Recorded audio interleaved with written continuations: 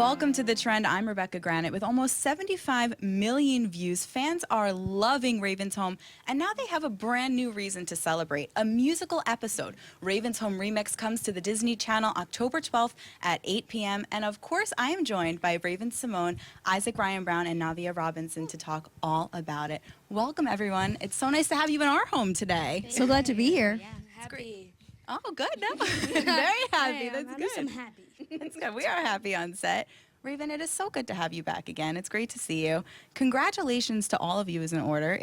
We heard that the third season of Raven's Home is coming to Disney Channel. Yes. Very exciting. Very excited about that as well. We worked so hard on the first and second season, and to see the supporters and viewers really enjoy it from all across the world makes us happy. We have a job, so thank you for that. Yes. Appreciate it. How did you all find out when you first heard? It was kind of casual. About the third season. Yeah, Yes. for me. Where was that? Weren't we in Disney World when we found out? Were we? I don't know if we found out officially in Disney World, but I think that was like the rumor started in Disney World, with like me, Isaac, and then the rest of the kids I of the think cast. so. I think so. Yeah, but when I officially found out, it was like a phone call from my manager. Me and my mom were driving somewhere, and I was like, oh, lovely. Like you're just, you know. How lovely. This is great. This is great. This is amazing. Well, wait. So wait, I'm really gonna have a job, or like Yeah. a real one? It's happening. It's real, Isaac. Not a promo, but a real one. Navia, I once heard you say that you randomly break out into song and dance. So, right? Yes. So, I mean, was this musical episode a stretch for you? Definitely not, and I'm proud to say it wasn't. I have always been like really into music from the time I can like remember. Acting always came along with music, so they went hand in hand, and I never displayed that into an episode of Raven's Home before, and so to be able to do it in this one was really cool, and definitely out of the routine, a different experience to what we're so used to on the set since we've gotten into our jam.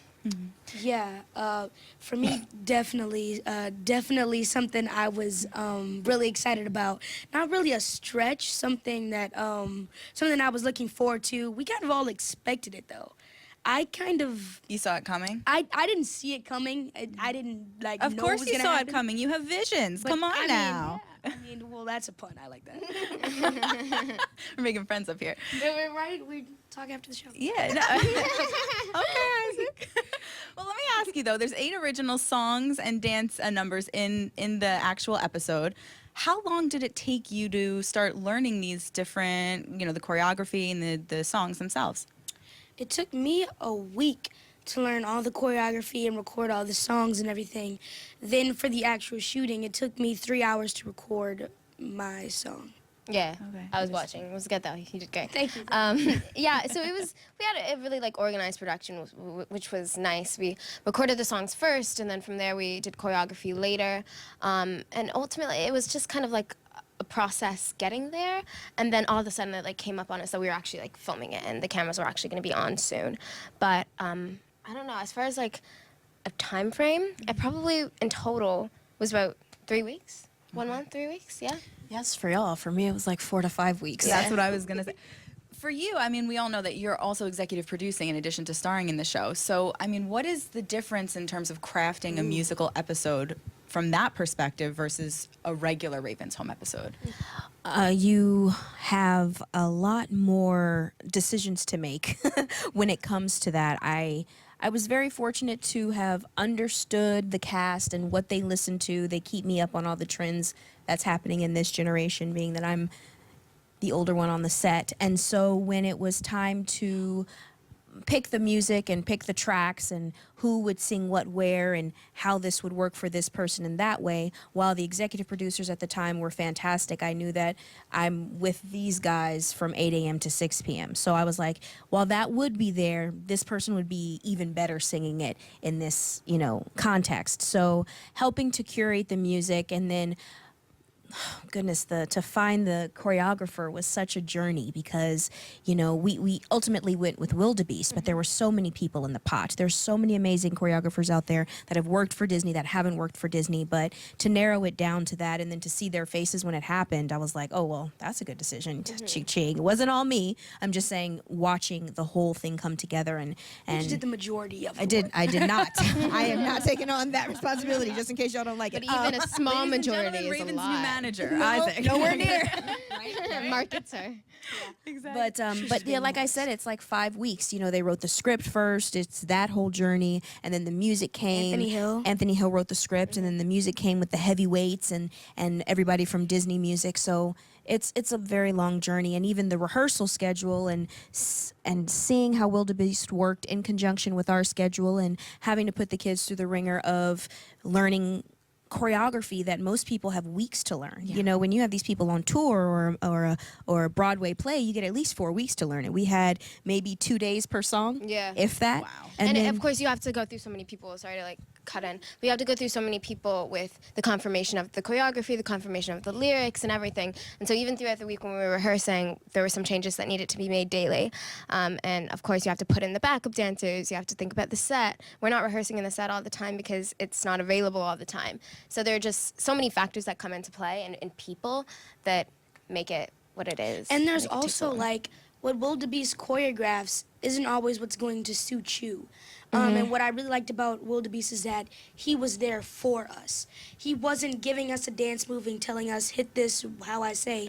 He was like, okay, I'm going to give you the step, but you add your own swag to it. You put your flavor and however you want it to go. It's your dance, so you make it your own. He understands our characters and knows that we know them very well, having played them. So we were able to put our own like little Your taste spin on into it. Yeah, exactly. Yeah. What about the premise of the episode? Who wants to take that one?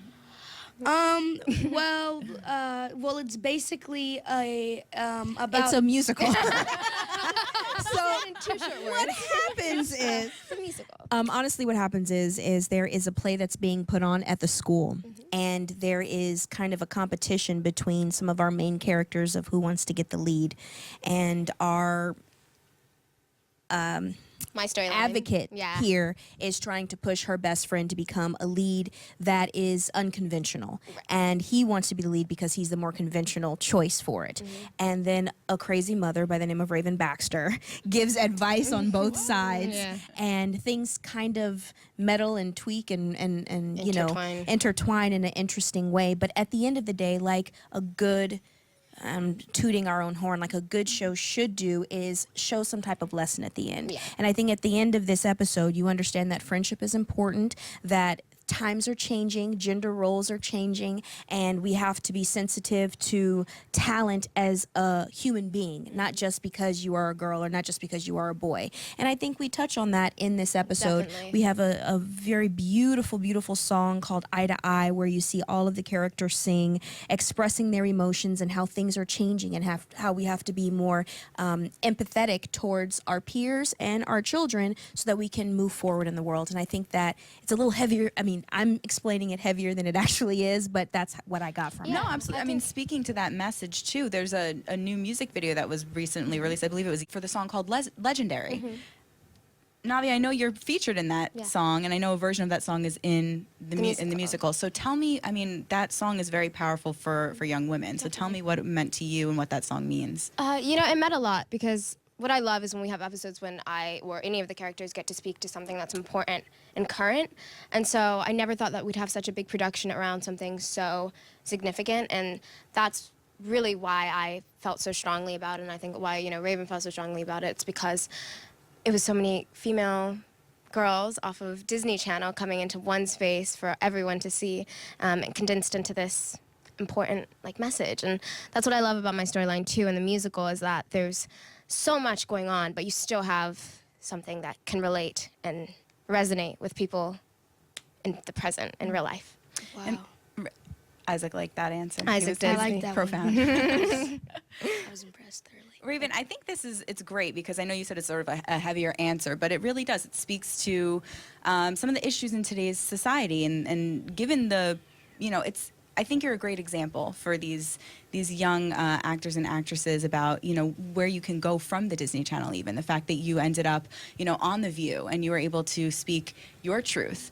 I mean, how important do you feel, given today's political climate, that these young actors and actresses are aware of what's going on in society and aware of what's going on politically? I'm just going to rework that question a little bit. I think it's important in any climate. In political now and political yesterday and political tomorrow, in humanity today, tomorrow, or in the future, it's important that any and everyone, if you want to be a productive part of society is sensitive and empathetic to what's happening to others, because when you're not and you become this closed bubble, it doesn't, one bubble doesn't really work. Just one little bubble. But with them, I try my best to be as human as possible and who I am as a person. I don't try to filter anything so that they know who I am as a person and how my journey has molded me, because their journey is starting right now. It's actually been way before the show. So their journey started before the show. They got here, which means they're on a fantastic path. Disney Channel has, handpicked them out of thousands of people in order to present a type of role model for the future generations. And that's why I love Disney. They see talent beyond. And so being able to work with such talented people, and then in my position, I have to be careful. Like, do I put all the challenges that I faced in their face so that they don't go through it, or should they go through it themselves and I just become an aunt? Like, what is my position? But ultimately, like you said, any age, adult, grandparent, or child, if you need to be aware of what's going on around you so that you can function in society. 100%. For all of you, I think for you, Nami and Isaac, I think it's really a wonderful opportunity to get to work with Raven, because you get the opportunity to, not every Disney star gets to work with somebody who's been through it. So what do you feel for you is the best lesson you've learned from Raven? And then Raven, for you, what's the best or most fun lesson you've learned from them? Well, I think the best lesson that we've learned from Raven is definitely how to behave on set. We definitely have, I feel like, a gold standard for what to do on a set. Definitely no phones, no fidget spinners, none of that. Learn all the cruise Look at names. that face. No fidget spinners. I can't even stand fidget spinners either in real life. When we first started, we had tons of them, and Sky had like She someone was who a dealer was, for Sky fidget was like spinners. had someone giving her fidget spinners by the dozens. Yeah. And I was like, "Yo, Sky, how you getting all these fidget spinners?" She was getting the hookup. It was just but the first week she kind of broke our habits and learn all the crew's names, learn how everything works, what to do in a fitting, go to school, do that. So it's just basic things that will take you far.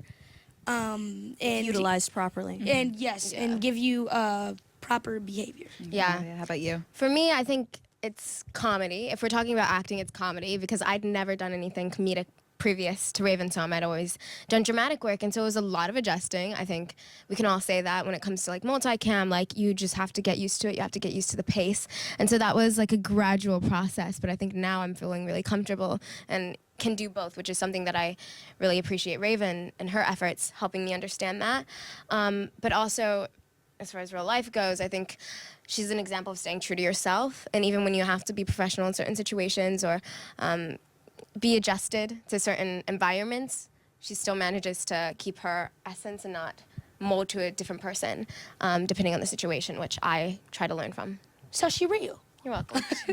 What I learned from you guys, so let me tell you what I learned. Let's tell us. Tell us what you learned. So I learned that I have to do social media. Oh, yeah. There you go. From me. I learned that from both of you and everybody else. Like, I learned that I have to open my mind to what the world is changing to, because I come from 1990s Hollywood and we didn't have it, and there was a certain standard when I was brought up, and there was certain etiquette, which I find, like he said, I'm trying my best to show, because I feel like the standard that I was placed on when I was 3 to 7 is not the same that happens in this society, in my industry. So I'm learning what the new wave is, and I'm going to be honest, and I'll say this to their faces afterwards, but I'll say it to you right now. Like, seeing their friends that are the celebrities now, I'm like, oh my goodness, I would never be able to be that way. Oh. I wasn't allowed to have some of the etiquette that is acceptable in today's Hollywood society. And I'm like, okay, so when you go out there, you're going to be nice, but you're going to come back and be right when you come back to set. Like, don't forget what you learned when you come back to set. Please.